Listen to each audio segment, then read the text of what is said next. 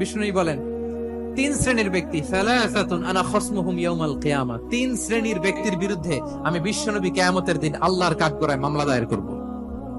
আমি বিশ্বনবী তিন শ্রেণীর ব্যক্তির বিরুদ্ধে আমি বিশ্বনবী আল্লাহর সুপ্রিম কোর্টের কাঠগড়ায় মামলা দায়ের করব। এর মধ্যে এক শ্রেণীর ব্যক্তি হচ্ছে রাজুলুন ইস্তাআজারা আজিরান ফাস্তাওফা মিনহু ওয়া লাম ইউতিহি আজরা, কোন ব্যক্তি যে শ্রমিক নিয়োগ দেওয়ার পরে তার কাছ থেকে কাজ বুঝিয়ে নিয়েছে কিন্তু তাকে তার প্রাপ্য বুঝিয়ে দেয়নি। এরকম ডাকাত আমাদের সমাজে আছে না নাই? কাজ ঠিকই বুঝে নিছে কিন্তু তার প্রাপ্যটা বুঝিয়ে দেয়। বিশ্বনবী বলেন তার বিরুদ্ধে আমি মামলা দায়ের করব। প্রিয় ভাইরা, বুঝে থাকলে উত্তর দেন। বিশ্বনবী যার বিরুদ্ধে মামলা দায়ের করবে তার জান্নাত তো একেবারে ডাইরেক্ট, তাই না?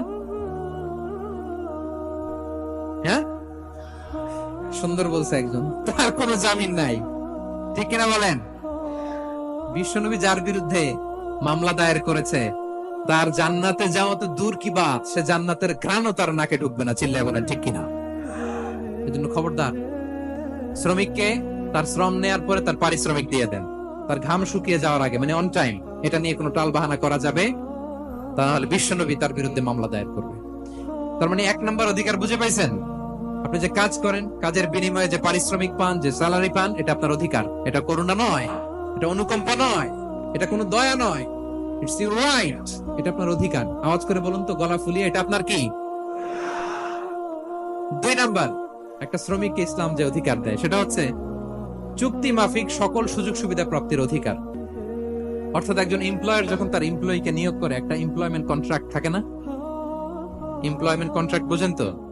একটা চুক্তিপত্র থাকে, এখানে ফিক্স করা থাকে ওয়ার্কিং আওয়ার্স, কয় ঘন্টা আপনি কাজ করবেন, আপনার জব স্পেসিফিকেশন, কি করবেন কি করবেন না, আপনার স্যালারির ব্যাপারে থাকে, কত স্যালারি দিবে, কখন দিবে, আবার আপনি ওভার টাইম করলে এক্সট্রা পে করবে, আপনি রেগুলার কাজ করলে ঘন্টায় per hour 20 ringgit, over time করলে 40 রিঙ্গিট।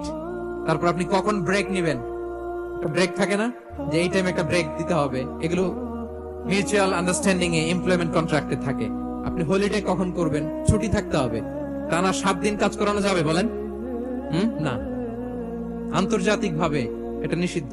টানা 7 দিন কোনো কাজ নাই, একদিন তার হলিডে থাকতে হবে, তার অ্যানুয়াল লিভ থাকতে হবে। Right to rest and leisure, বিশ্রামের একটা সময় লাগবে। এই যে 1 মে আন্তর্জাতিক শ্রমিক দিবস, এটা শুরু হয়েছে কিভাবে? ইউনাইটেড স্টেটস অফ আমেরিকার শিকাগোতে 1986 সালে এই কাজের বিরুদ্ধে তারা আন্দোলন করেছিল। টানা 7 দিন তাদেরকে দিয়ে গাদার মতো খাটানি খাটাতো, দাসের মতো তাদের সাথে আচরণ করা হতো। তারা আন্দোলন শুরু করেছিল, 8 জনকে গুলি করে নিহত করা হয়েছিল। সেখান থেকে এই মে দিবস। কিন্তু বিষ্ণু ইসলাম 1500 বছর আগে এই শ্রমিকদের অধিকারের ব্যাপারে সোচ্চার ছিলেন। আলহামদুলিল্লাহ বলে। তাহলে right to rest and leisure, UDHR, universal declaration for human rights, এগুলো সব নির্ধারিত আছে। তার মানে একজন শ্রমিকের 2 নম্বর অধিকার হচ্ছে চুক্তি অনুযায়ী সকল সুযোগ সুবিধা প্রাপ্তির অধিকার। আপনার চুক্তি করছেন, আপনি এটা এটা দিবেন, কিন্তু কাজের পরে আপনি ফ্যাসিলিটি দিচ্ছেন, এটা করা যাবে বলেন? করা যাবে? আল্লাহর কোরআন কি বলছে শুনুন। আল্লাহর কোরআন বলে, ইয়া আইয়ুহাল্লাযীনা আমানু আউফু বিল উকুদ, O you who believe fulfil your contract, ও বিশ্বাসীরা তোমরা তোমাদের চুক্তি পূর্ণ করো। ওয়া আউফু বিল আহদি ইন্নাল আহদা কানা মাসউলা, তোমরা যে কমিটমেন্ট করেছো, যে কন্ট্রাক্ট করেছো, এই চুক্তি তোমরা পূর্ণ করো। তা না হলে কিয়ামতের কঠিন ময়দানে এই চুক্তির ব্যাপারে, কন্ট্রাক্টের ব্যাপারে, এই এগ্রিমেন্টের ব্যাপারে আপনারা জিজ্ঞেস করবে কে? তাহলে যা চুক্তি করেছেন সুযোগ সুবিধা তাই আপনাকে দিতে হবে। মালিক ভাইয়েরা, মনে থাকবে তো নাকি? এগ্রিমেন্টে যা যা বলেছেন, যা যা লিখে সিগনেচার করেছেন তাই আপনাকে দিতে হবে। আদেশটা কার? সবাই বলুন।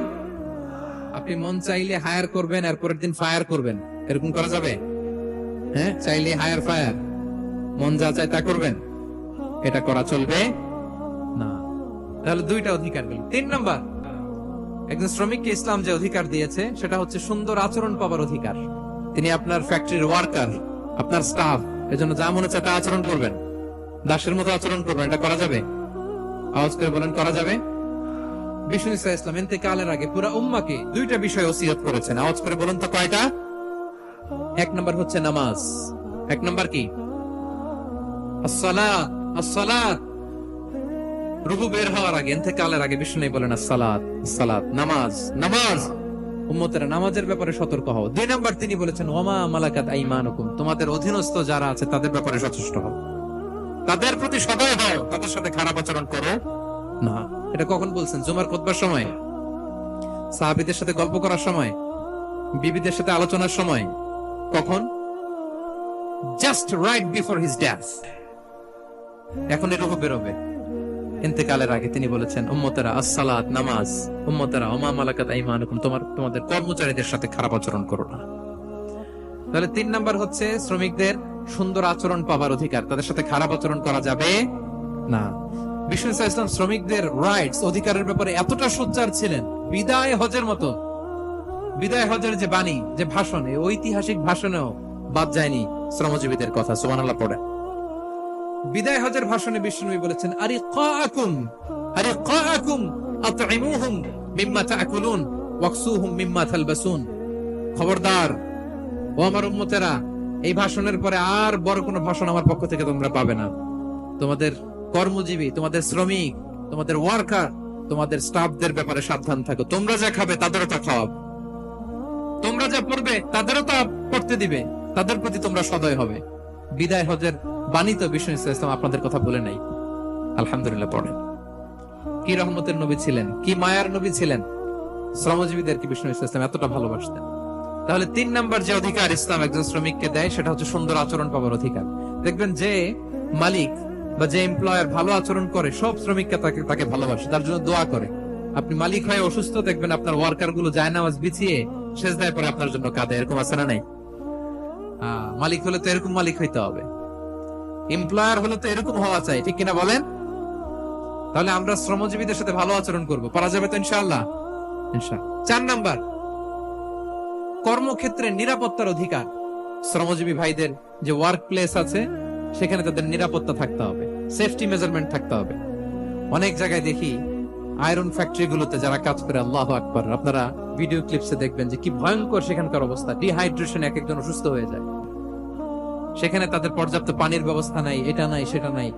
এমন এমন ফ্যাক্টরিতে আমাদের অনেক ভাইরা কাজ করে, কেমিক্যাল ফ্যাক্টরি, মাস্কও নাই। এরকম ঢাকায় তাছাড়া নাই? কেমিক্যাল ফ্যাক্টরিতে যারা কাজ করবে এদেরকে মাস্ক দিতে হবে, এদেরকে হ্যান্ড গ্লাভস দিতে হবে। নির্মাণ শ্রমিক যারা আছে তাদেরকে হেলমেট দিতে হবে। প্রত্যেকটা ফ্যাক্টরিতে ফায়ার এক্সটিংগুইশার লাগবে, আগুন লাগলে অগ্নি নির্বাপক যে যন্ত্র, এগুলোর দরকার আছে না নাই বলেন? গাদার মতো ঢোকার জায়গা নাই, বেরোয়ার জায়গা নাই, সেফ এন্ট্রি নাই, সেফ এক্সিট নাই। হাজার হাজার মানুষ কাজ করে, আগুন লাগলে সব পুড়ে ছাই। এরকম হয় না? প্রিয় ভাইরা বলেন, আওয়াজ করে বলেন, হয় না এরকম? অহরহ আমরা দেখি বাংলাদেশে। অগ্নি নির্বাপক যন্ত্র নাই, না, এটা করা যাবে না। আগুন লাগলে কিভাবে আপনি আগুন নেভাবেন, কিভাবে তাদের সেফটি সিকিউরিটি এনশিওর করবেন, এগুলো সব আগে থেকে নির্ধারণ থাকতে হবে। তাহলে 4 নাম্বার হচ্ছে নিরাপত্তা অ্যাজ এ এমপ্লয়ার, এটা আপনাকে এনশিওর করতে হবে। 5 নাম্বারে সাধ্যের বাইরে কোনো কাজে বাধ্য না করার অধিকার। সাধ্যের বাইরে কিছু আপনি তার উপর চাপিয়ে দিতে পারবেন, এমন হেভি ওয়ার্কলোড দিতে পারবেন না যেটা তার শরীরে কুলায় না। এরকম ডাকাইত আছে যে পারে না, তারপর কাজ চাপিয়ে দেয়, আছে না নাই? বলেন বলেন। ওয়ার্কারের স্বাস্থ্যহানি হয়, অঙ্গহানি হয়, এবং এমন ছোট ছোট বাচ্চাদের দিয়ে কাজ করায়, শিশু শ্রম, এটা তো আইনত দণ্ডনীয় অপরাধ। এটা করা যাবে না। এগ্রিমেন্টে, চুক্তিতে আপনি যা করাবেন, যেভাবে করাবেন, যা চান সার্ভিস, ওইটাই করাইতে হবে। এবং আল্লাহর বিধান এটা, লা ইউকাল্লিফুল্লাহু নাফসান ইল্লা ওয়াসআহা। আল্লাহ সাধ্যের বাইরে বান্দার উপরও কোনো কিছু চাপিয়ে দেয় না। এটা samely applicable to the worker. বিষ্ণু ইসলাম বলেন, ওয়ালা ইউকাল্লাফু মিনাল আমালি ইল্লা মা ইউতিক। সাধ্যের বাইরে কোন ওয়ার্কারকে অতিরিক্ত কোনো কাজ চাপিয়ে দেয়া যাবে না।